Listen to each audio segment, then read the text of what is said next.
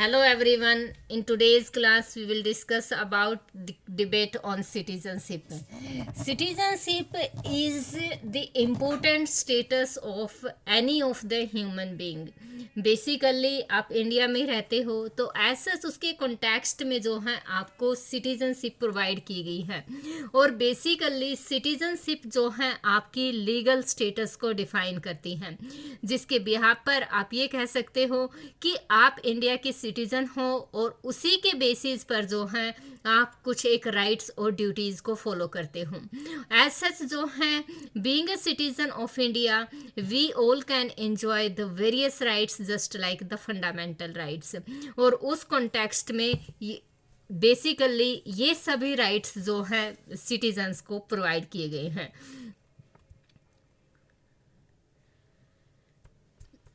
like any of the other state basically or any of the modern state India has the two kinds of the people, citizens and the aliens. Citizens are the full, aliens means the foreign peoples. The citizens are the full members of the Indian state and owe the allegiances to it, and they enjoy all the civil and the political rights. Basically the people who will be the citizen of India will enjoy all the rights which are given by the government of India. So as such इस context में हर एक व्यक्ति को जो है राजनीतिक और basically सभी प्रकार के अधिकार जो है मिले हुए होते हैं और उस कॉन्टेक्स्ट में जहाँ पर हम सिटीजनशिप को टू पार्ट्स में डिवाइड करते हैं, सिटीजन्स एंड एलियंस, तो यहाँ पर भी जो है बेसिकली सिटीजन्स जो होते हैं full members of the Indian state होते हैं और दे enjoy all the civil or the political rights. It means that civil or the political rights means the person can participate in the elections or that they can cast their vote. But while you will take the example of the other people, तो उस context में सभी को ये rights जो है नहीं मिले हुए होते हैं. तो कहने का मतलब ये होता है कि बेसिकली सिटीजन्स को जो है फुल मेंबरशिप इंडियन स्टेट की मिली हुई होती है और उसके बिहाफ पर जो है जितने भी राइट्स हमारे कॉन्स्टिट्यूशन में सिटीजन से रिलेटेड प्रोवाइड किए गए हैं वो सभी राइट्स जो हैं without any kind of the discrimination, बिना किसी भेदभाव की जो है हर कोई एंजॉय कर सकता है. और जब हम किसी और कंट्री की बात करते हैं मीन्स जो व्यक्ति किसी दूसरे नागरिक से दूसरे देश से बिलोंग करते हैं तो उस कॉन्टेक्स्ट में वो उन सभी पॉलिटिकल और सिविल राइट्स को एंजॉय नहीं कर सकते. मीन्स चाहे किसी भी प्रकार के राजनीतिक या नागरिक अधिकार क्यों ना हो वो उनको एंजॉय नहीं कर सकते. जब आप सिटीजन की बात करते हो तो ये सभी राइट्स जो हैं उनको मिले हुए होते हैं. बट दूसरी तरफ आती हैं यानी कि इसको जो है हम टू पार्ट्स में डिवाइड करते हैं सिटीजनशिप को कि ये एलियंस और सिटीजन्स टू पार्ट्स में डिवाइडेड हैं. तो दूसरी तरफ आते हैं एलियंस. उस कॉन्टेक्स्ट में भी जो है एलियंस यानी कि जो विदेशी होते हैं उसको जो है आप टू पार्ट्स में डिवाइड कर सकते हो, फ्रेंडली एलियंस और एनिमी एलियंस. फ्रेंडली एलियंस जो है विदेशी मित्र होते हैं और एनिमी एलियंस विदेशी शत्रु होते हैं.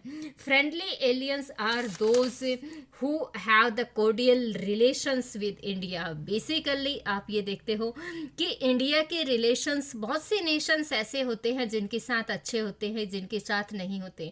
तो एज सच जो पीपल जो हैं बेसिकली उन नेशन से बिलोंग करते हैं जहाँ पर या जिस नेशन के साथ इंडिया के रिलेशंस अच्छे होते हैं तो उनको जो है हम फ्रेंडली एलियंस की कैटेगरी में इंक्लूड करते हैं. और जो फ्रेंडली एलियंस होते हैं उनको बेसिकली एनिमी एलियंस के कॉन्टेक्स्ट में ज़्यादा राइट्स मिले हुए होते हैं. और एनिमी एलियंस किसे कहा जाएगा? Enemy aliens are the subject of those countries or that countries that is at war with India and they enjoy the lesser rights than the friendly aliens. Basically अगर आप जो हैं enemy aliens यानी कि शत्रु, विदेशी शत्रु की अगर बात करते हो तो उस कॉन्टेक्स्ट में जो हैं उनको विदेशी मित्र के कंपैरिजन में जो हैं कम राइट्स मिले हुए होते हैं। मीन्स अब वो राइट्स किस तरह का होता है, कौन सा राइट ऐसा होता है। बेसिकली अगर आप जो है आर्टिकल 22 की बात करते हो, जिसमें कि right protection against arrest and detention की जिसमें बात की जाती है, उसके बिहाफ पर जो है मीन्स जो फ्रेंडली एलियंस होते हैं वो राइट उनको प्रोवाइड होता है। लेकिन अगर आप एनिमी एलियंस की बात करते हो तो एनिमी एलियंस जो है हमेशा ही सस्पेंशन पर आधार मीन्स सस्पेंशन पर ही वो व्यक्ति बेस्ड होते हैं। बेसिकली जो है मीन्स किसी भी तरह का अगर शक होता है तो उस कॉन्टेक्स्ट में उनको अरेस्ट किया जा सकता है। तो कहने का मतलब ये है कि ये कंसेप्ट जो है बेसिकली विदेशी और मित्र राष्ट्रों के कॉन्टेक्स्ट में भी जो है अलग से जो है इस कॉन्टेक्स्ट में ट्रीट किया जाता है। यहाँ पर एक और चीज है, अब एनिमी एलियंस में कौन से नेशंस आप इंक्लूड करोगे। एनिमी एलियंस में जो है वो नेशंस इंक्लूड, जैसे कि आप पाकिस्तान की बात करते हो तो उस कॉन्टेक्स्ट में पाकिस्तान और इंडिया के रिलेशंस जो है हमेशा ही दैट हमेशा ही कंट्रोवर्शियल रहे हैं। लेकिन जब दूसरी तरफ जो है किसी अदर अमेरिका की बात करते हो, रसिया की बात करते हो, तो बेसिकली इंडिया के रिलेशंस जो है इनके साथ हमेशा ही कोर्डियल रहे हैं। तो उस कॉन्टेक्स्ट में ऐसे ही जो है बेसिकली फ्रेंडली एलियंस और एनिमी एलियंस को इन्हीं के कंपैरिजन में आप अंडरस्टूड भी कर सकते हो। अब बात आती है कि ये जो नागरिकता है इसका प्रॉपर मीनिंग क्या होता है। तो ऐसा जो है उस कॉन्टेक्स्ट में भारत में भी जो है बेसिकली जैसे अगर आप बात करते हो तो एक तरह की जो सिटीजनशिप होती है उसको हम एक लीगल स्टेटस के नाम से जानते हैं।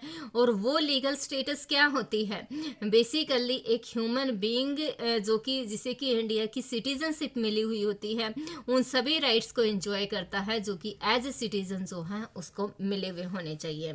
तो ये तो है बात हुई बेसिकली इसकी अर्थ और बेसिक इसके महत्व की, या इसके साथ साथ जो है बेसिकली कौन व्यक्ति जो है सिटीजन हो सकते हैं और कौन नहीं हो सकते हैं। तो उसी के कॉन्टेक्स्ट में जो है इसको आगे बढ़ाते हुए हम ये देखेंगे कि कौन पीपल हैं जिनको कि कुछ एक राइट्स मिले हुए होते हैं जिसके बिहाफ पर आप ये कह सकते हो कि ये राइट्स जो हैं किसी फॉरेन पीपल को नहीं मिले हुए होते। तो उस कॉन्टेक्स्ट में हम इसकी कुछ एक कैरेक्टरिस्टिक्स देखते हैं, कुछ एक प्रिविलेजेस देखते हैं, कुछ एक राइट्स देखते हैं जिसके बिहाफ पर हम ये कह सकते हैं कि इंडियन पीपल जो है इनको एंजॉय करता है। यहाँ पर जो है धर्म, मूल, वंश, जाति आदि के आधार पर जो है विभेद के विरुद्ध जो है अधिकार प्रोवाइड किया गया है आर्टिकल 15 के अंडर। मीन्स कि article 15 which comes under the category of the fundamental rights. तो मौलिक अधिकारों की लिस्ट में जो है इसको ऐड किया गया है। और उस कॉन्टेक्स्ट में जो है according to the article 15 no person can be discriminate on the basis of their religion, on the race, on the basis of birth place etcetera. तो उस कॉन्टेक्स्ट में जो है किसी के साथ कोई भेदभाव नहीं किया जाएगा। और ये राइट जो है किसको मिला हुआ होता है, ये राइट मिला हुआ होता है सिर्फ जो है एज सच सिटीजन्स को। मीन्स अब क्या होता है, जैसे कि आप सिटीजन्स की बात करते हो तो उस कॉन्टेक्स्ट में आप ये कह सकते हो कि ये राइट आपको प्रोटेक्शन प्रोवाइड करता है। मीन्स कि अगर आप के इस राइट का वॉयलेशन होता है तो उस कॉन्टेक्स्ट में आप क्या करोगे।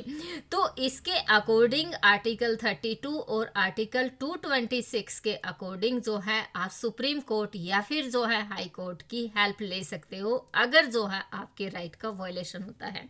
तो इस कॉन्टेक्स्ट में हम ये कह सकते हैं कि बेसिकली जो ये मौलिक अधिकार प्रोवाइड किए गए यानी कि जितने भी फंडामेंटल राइट्स हैं वो एज सच जो है सिटीजन को प्रॉपरली प्रोवाइड किए गए हैं। और एज सच जो है they all are protected also by the courts.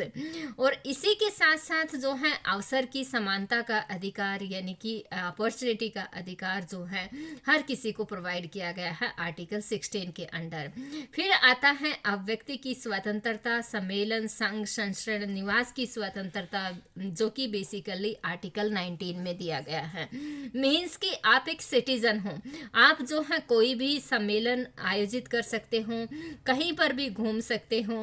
Means कि इंडिया के किसी भी पार्ट में जो है, means you are the citizen of India, you can move any part of the Indian territory, basically from north to south, south to east. Means there is only one proper single citizenship is given over here to each and everyone, and on the another hand you will find out that जो आप जो है अपने विचारों को express कर सकते हो, कोई प्रोफेशन चूज कर सकते हो।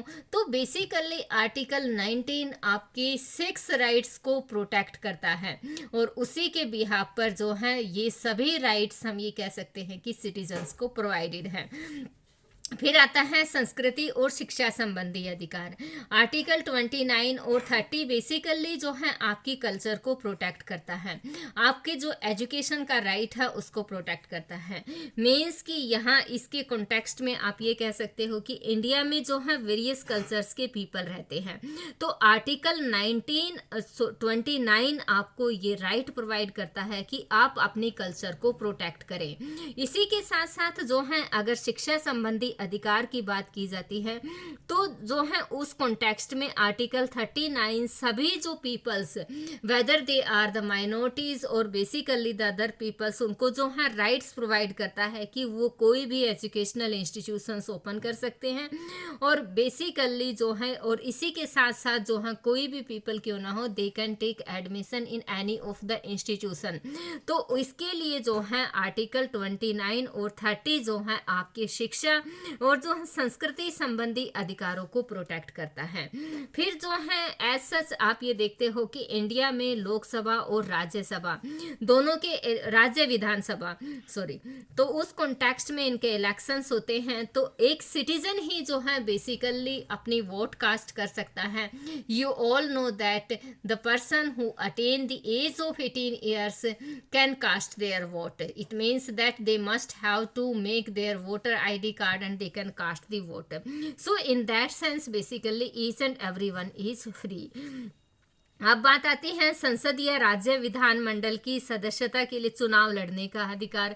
जैसे कि हमने स्टार्टिंग में डिस्कस किया था कि ये राइट्स जो हैं एलियंस को नहीं मिले हुए होते हैं, और उसी कॉन्टेक्स्ट में जो है बेसिकली एक ह्यूमन बीइंग जो इंडियन सिटीजन है इन सभी राइट्स को एंजॉय कर सकता है।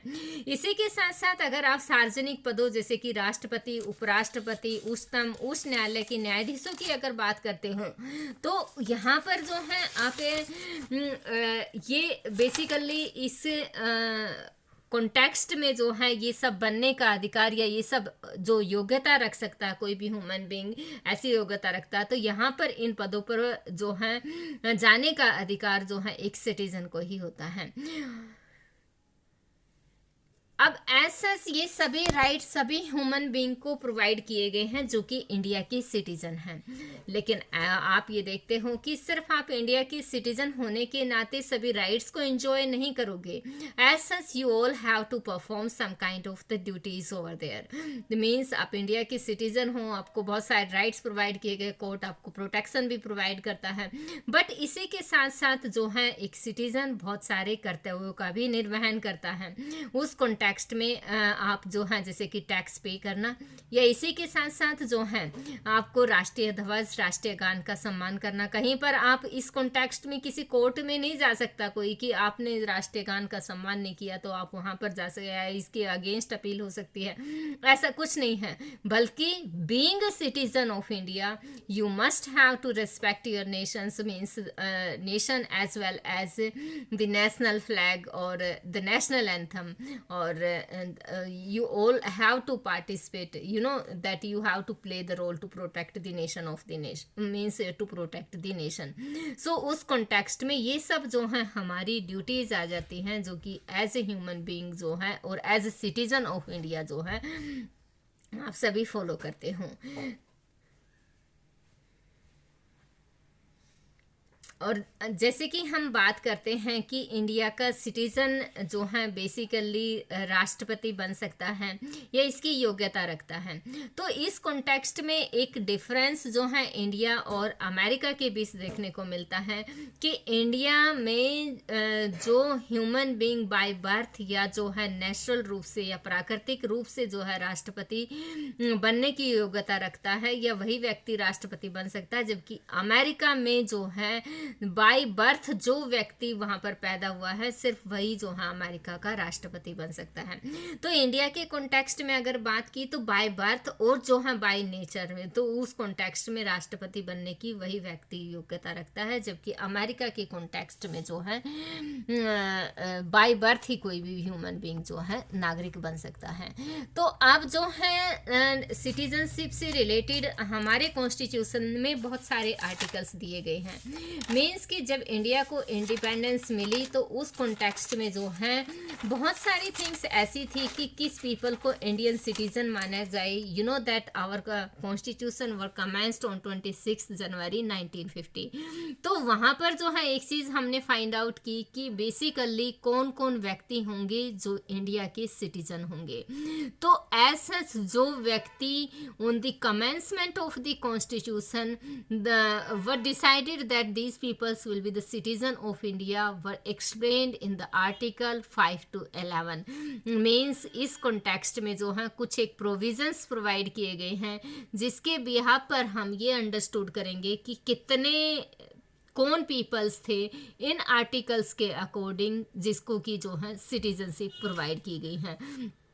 तो और एज सच जो है बाद में भी जैसे कि पार्लियामेंट एक्ट के अकॉर्डिंग कुछ प्रोविज़न हमारे कॉन्स्टिट्यूशन में दिए गए थे, जिसमें कि हमने ये पाया कि बेसिकली इन एक्ट्स के अकॉर्डिंग जो है किसको सिटीजनशिप प्रोवाइड की जाएगी। तो इस आधार पर जो है ये टू डिफरेंट कंसेप्ट्स हैं, 5 to 11 आर्टिकल्स और according to the act of the parliament. So in the next class we will discuss the articles 5 to 11 and later on the acts which were made by the Parliament of India, according to that one who will be the citizen of India. Thank you all of you.